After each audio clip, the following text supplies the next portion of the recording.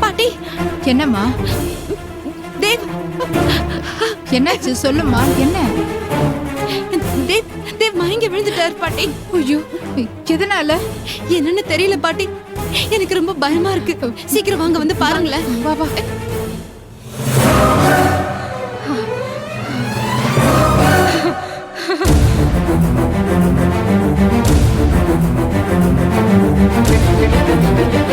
என்னங்க என்னங்க தேவ், என்னங்க தேவ், தேவ், எழுந்துடா. தேவ், எழுந்துரு. என்னடா ஆச்சு? தேவ், என்னடா? தேவ், இவனுக்கு என்னமா ஆச்சு? நல்லாதான் பாட்டி பேசிட்டு இருந்தாரு. திடீர்னு தலையை பிடிச்சிட்டு அப்படியே மயக்கம் போட்டு விழுந்துட்டாரு.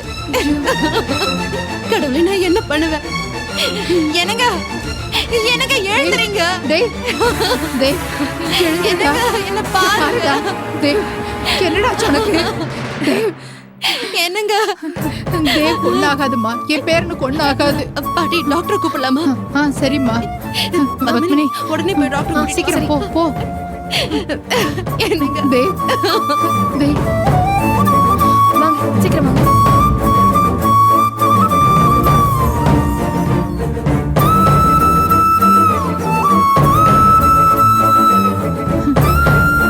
வாங்க டாக்டர். என் பேரனை பாருங்க.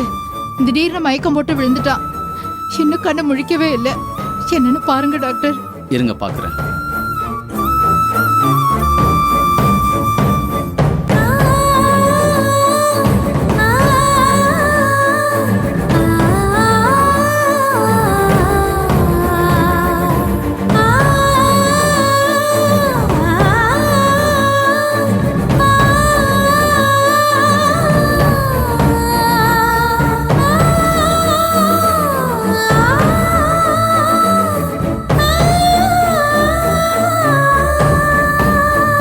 சமீபத்துல பிரஷர் அதிகமாக்குற மாதிரி ஏதாவது சம்பவம் நடந்ததா? ஆமா டாக்டர். ஒரு புது ஃபேக்டரி ஆரம்பிக்கிற ப்ராசஸ்ல இருந்தாரு. திடீர்னு அது ஃபயர் பிடிச்சு மொத்த ஃபேக்டரியும் எரிஞ்சு போச்சு. இதுல அவருக்கு பெரிய நஷ்டம் வந்துருச்சு. 2 நாளா ரொம்ப டென்ஷன்ல இருந்தாரு. அலைச்சல் வேற. சரி, நான் இப்போ ஒரு இன்ஜெக்ஷன் போடுறேன், அப்புறம் பார்க்கலாம்.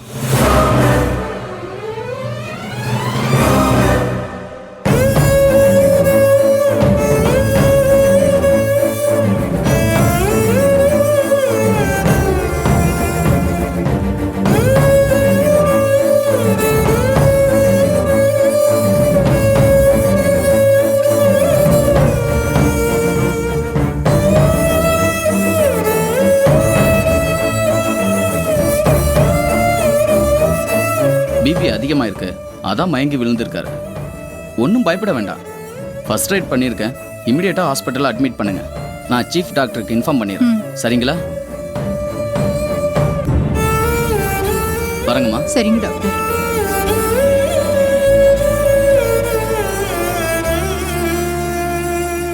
நீ பயப்படாத பவி. தேவ ஹாஸ்பிட்டல் அட்மிட் பண்ணிடலாம். என்ன? நானே ரெடி ஆயிட்டு வந்துட்டு இவரை ஹாஸ்பிட்டல் கூட்டிட்டு போறேன்.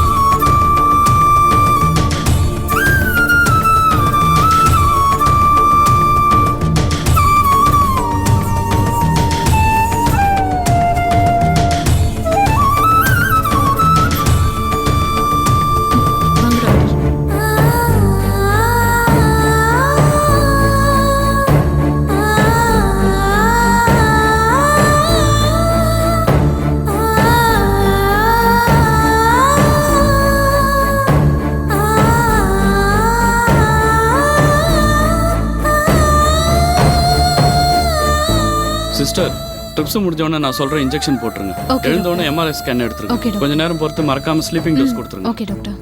அவர் எழுந்தவொடனே ஸ்கேன்லாம் எடுக்க சொல்லியிருக்கேன். ரிப்போர்ட் வந்ததுக்கு அப்புறம் ட்ரீட்மெண்ட் ஆரம்பிக்கலாம். Okay, okay.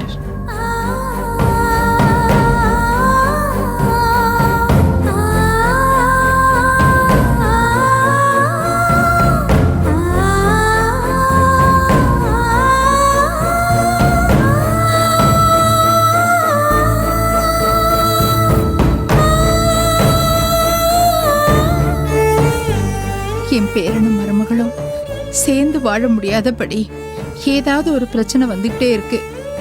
ஏன் இப்படி ஒரு சோதனையை கொடுக்கற? சின்னஞ்சிறுசுங்க சந்தோஷமா அவங்க வாழ்க்கையை தொடங்க வேண்டாமா? அவங்கள எப்படியாவது சேர்ந்து வாழ வைங்கப்பா.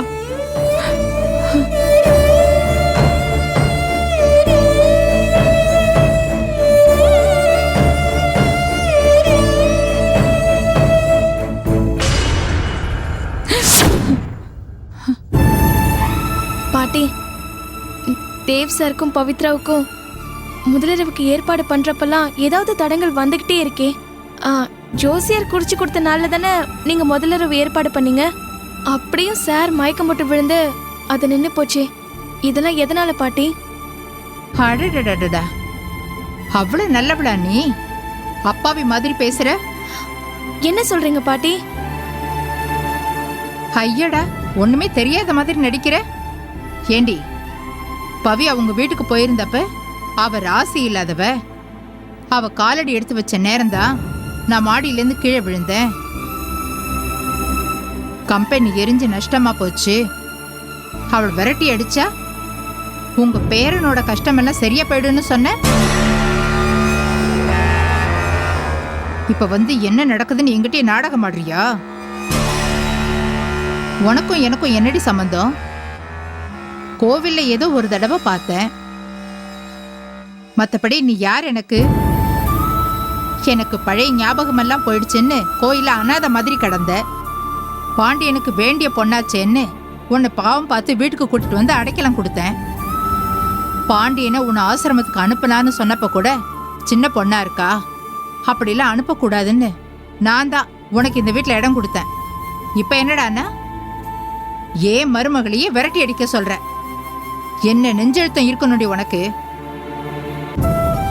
ஒரு நேரம் அப்பாவியா ஒண்ணுமே தெரியாத மாதிரி பேசுற, இன்னொரு நேரம் அலங்காரம் பண்ணிக்கிட்டு குரலை ஒசத்தி கைய நீட்டி என்னையே அதிகாரம் பண்ற. எல்லாம் நான் கொடுத்த இடம். இப்ப வந்து ஒண்ணுமே தெரியாத மாதிரி என்ன நடக்குதுன்னு கேக்குற? பாட்டி, நான் தான் சொன்னேன்ல, திடீர்னு எனக்குள்ள ஏதேதோ நடக்குது பாட்டி. திடீர்னு சரியா போயிடுது. அந்த மாதிரி நடக்கும்போது எனக்குள்ள என்ன நடக்குது, எப்படி நடந்துக்கிறேன், எதுவுமே எனக்கு தெரியல பாட்டி. சத்தியமா சொல்றேன் பாட்டி, இந்த வீட்டுல மாதவி இருந்த வரைக்கும் அவ என்ன டார்ச்சர் பண்ணிக்கிட்டே இருந்தா. எப்ப பவித்ரா வந்தாங்களோ அன்னையில இருந்துதான் நான் நிம்மதியா இருக்கேன். நான் எப்படி பாட்டி அவங்கள வீட்டை விட்டு போங்கன்னு சொல்லுவேன்? நீ சொல்லாம நானா சொல்றேன்? செய்யறதெல்லாம் செஞ்சுடு, சொல்றதெல்லாம் சொல்லிடு. ஆனா எதுவுமே செய்யல, எதுவுமே சொல்லலன்னு அப்படியே அப்பாவி மாதிரி முகத்தை வச்சுக்கிட்டு நடி. கேட்டா எனக்குள்ள என்னென்னமோ நடக்குது, அப்ப என்ன நடக்குதுன்னு எனக்கே தெரியலன்னு சொல்ற.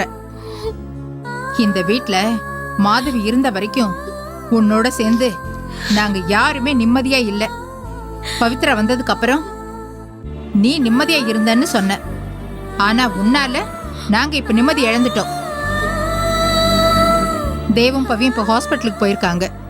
டெஸ்ட் எடுத்து பார்த்துட்டு அவனுக்கு என்ன பிரச்சனைன்னு சொல்ல போறாங்களோன்னு பயந்து போய் மனசு வேதனையில நான் இங்க சாமி கும்பிட்டுட்டு இருக்கேன். நடுவுல போந்து என் பிரார்த்தனையை கலைச்சிட்டேடி பாவி பாவி. தேவும் பவியும் இப்ப வரட்டும், உனக்கு ஒரு முடிவு கட்டுறேன். போடி முதல்ல இங்க இருந்து. பார்த்தாலே எரிச்சலா இருக்கு. போ.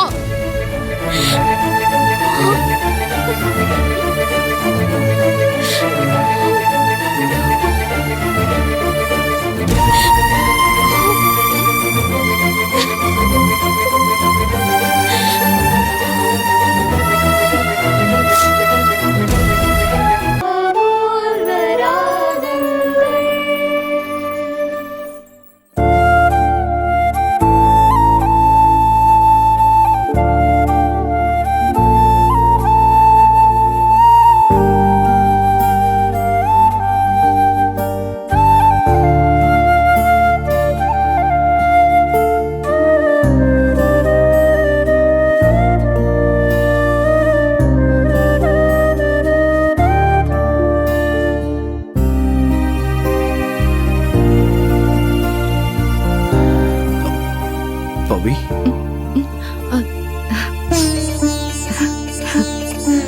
கண் முடிச்சிட்டிங்களா? என்னாச்சு?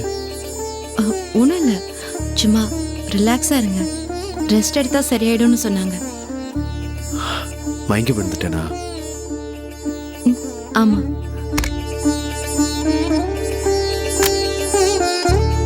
மேடம், உங்களை டாக்டர் வர சொன்னாரு. தேவ், நான் போய் டாக்டர் பார்த்துட்டு வந்துடுறேன். போயிட்டு வா.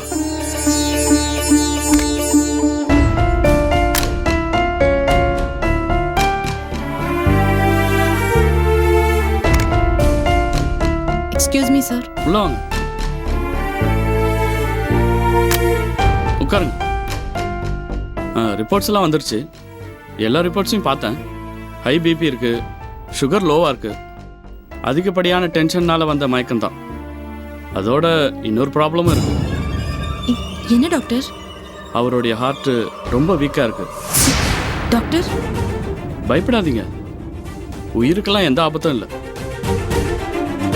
நான் கொடுக்குற மெடிசன்ஸை தொடர்ந்து சாப்பிட்டா குணமாயிடும். அதோட நான் சொல்கிற வழிமுறைகளை கொஞ்சம் ஃபாலோ பண்ணணும். சரிங்க டாக்டர், கண்டிப்பாக பண்ணுறேன். கொஞ்ச நாளாகவே அவர் மன உளைச்சலுக்கு ஆளாயிருக்காரு.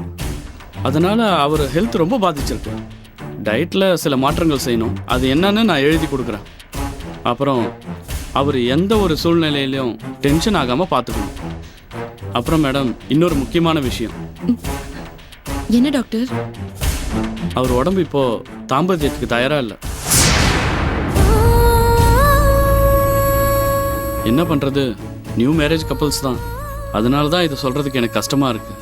பட் உங்கள் ஹஸ்பண்ட் ஹெல்த்து நல்லா இருக்கணும்ல, அதனால தான் சொல்கிறேன். ஆமாம் டாக்டர், எனக்கு அவரோட ஹெல்த்து தான் முக்கியம். நான் அவரை பத்திரமா பார்த்துக்கிறேன் டாக்டர். இன்னும் கொஞ்ச நாள் தான். மெடிசன்ஸை தொடர்ந்து எடுத்துக்கிட்டா எல்லாமே சரியாயிடும். அடுத்தடுத்த டெஸ்ட்லேயே இம்ப்ரூவ்மெண்ட் தெரிய ஆரம்பிச்சிடும். Okay doctor. அப்புறம் இன்னொரு இம்பார்ட்டன்ட் மேட்டர். சொல்லுங்க டாக்டர். இப்போ நான் சொல்ல போகிற விஷயம் உங்கள் ஹஸ்பண்டுக்கு தெரிய வேண்டாம். தெரிஞ்சா அவருக்குள்ள ஒரு காம்ப்ளெக்ஸ் உருவாகும். அதனால ப்ரெஷர் தான் அதிகமாகும். ப்ரெஷர் அதிகமானா அது அவரோட ஹெல்த்தை பாதிக்கும். புரியுது டாக்டர், அவருக்கு தெரியாம நான் பார்த்துக்கிறேன். அதுக்காக நீங்கள் ஒன்றும் பயப்பட வேண்டாம். இன்னைக்கே அவரை டிஸ்சார்ஜ் பண்ணி நீங்கள் வீட்டுக்கு கூப்பிட்டு போகலாம். Thank you doctor. கொஞ்சம் ஜாக்கிரதையாக பார்த்துக்கோங்க.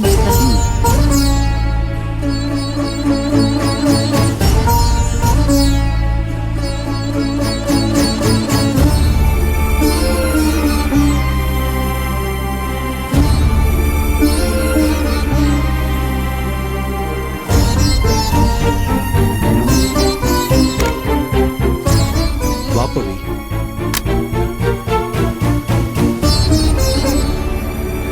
இப்படி உட்கார் பவி. என்ன பவி, உன்னை தனியா கூப்பிட்டு டாக்டர் பேசிருக்காரு? ஏதாவது ப்ராப்ளமா? ப்ராப்ளம்லாம் ஒன்றும் இல்லைங்க. கொஞ்ச நாளாவே நீங்க மன அழுத்தத்துல இருந்தீங்க இல்லையா, அதனால தான் ப்ரெஷர் அதிகமாகி மயக்கம் போட்டு விழுற அளவுக்கு போயிட்டீங்க. கம்பெனி எரிஞ்சு இவ்வளோ பெரிய நஷ்டம் ஏற்பட்டா மன அழுத்தம் வரதானே செய்யும். ஆனா பயப்படுறதுக்கு ஒன்றும் இல்லைன்னு சொல்லிட்டாங்க. சரி, ஆனா அதுக்கு எதுக்கு உன்னை தனியா கூப்பிட்டு பேசணும்? இல்லைங்க, கொஞ்ச நாளைக்கு உங்களுக்கு என்ன டயட் கொடுக்கணும், டென்ஷன் இல்லாத சூழ்நிலையா பார்த்துக்கணும், அப்புறம் தொடர்ந்து மெடிகேஷன்ல இருக்கணும், இதை பத்தி தான் சொன்னாங்க. அதனால தான் தனியா கூப்பிட்டு பேசினாங்க. ஒன்னும் இல்லைன்னு சொல்லிட்டு இவ்வளவு சொல்லிருக்காரு டாக்டர். ஒன்றும் இல்லைன்னு சொன்னா ஒன்றும் இல்லை தான்.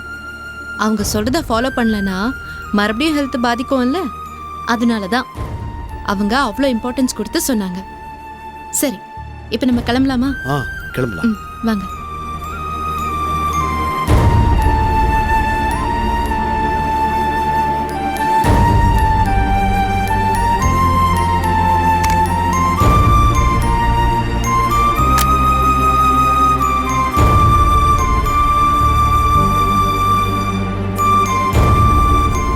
பவி, பாட்டி எப்படி இருக்காங்க? பாட்டி தான் ரொம்ப பயந்து போயிட்டாங்க.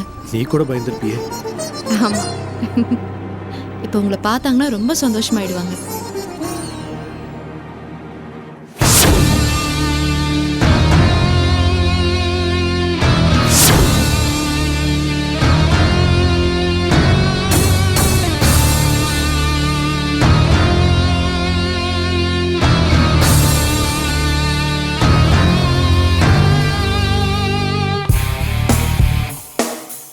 ஆ சொல்லுங்க சார். ஹலோ, பவித்ராவும் தேவும் கிளம்பிட்டாங்க போல் இருக்கு.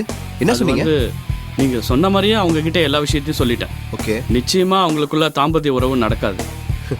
Good doctor. Okay, thank you so much. இருக்கட்டும் பிரபு. வீக்கெண்ட் மீட் பண்ணலாம். கண்டிப்பா. ஓகே ஓகே, பேஷண்ட் வெயிட் பண்றாங்க. Yeah, sure. அப்புறம் carry on. பார்க்கலாம்.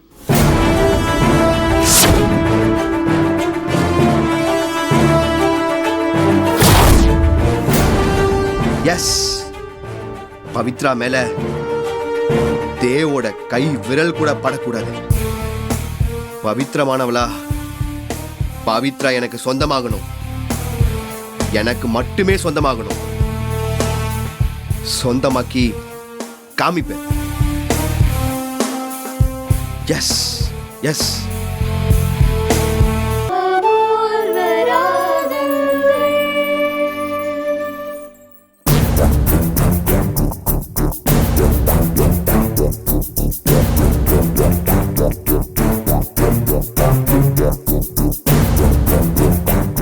ஹலோ சார், என்னன்னு சொல்லு.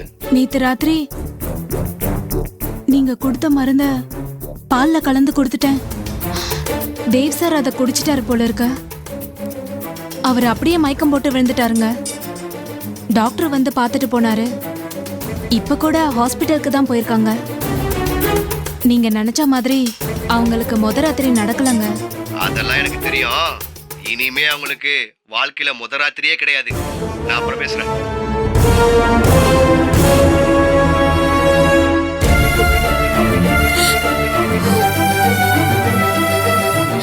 நான் இப்ப பவித்ராவை ராசை இல்லாதவன்னு சொன்னேன். நான் போய் அவங்கள விரட்டி அடிக்கணும்னு சொல்லுவேனா? ஆனா பாட்டி போய் சொல்ல மாட்டாங்க.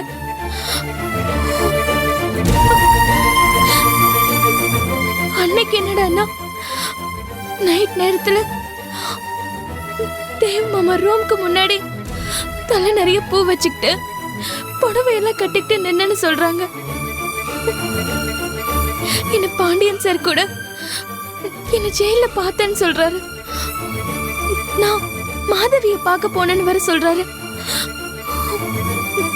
கடவுளே, எனக்கே தெரியாம என்னமோ எனக்குள்ள நடக்குது. பாட்டிக்கிட்ட நான் தான் அவங்க பேத்தின்னு நிரூபிக்க போற இந்த நேரத்துல ஏன் இப்படி எல்லாம் நடக்குது?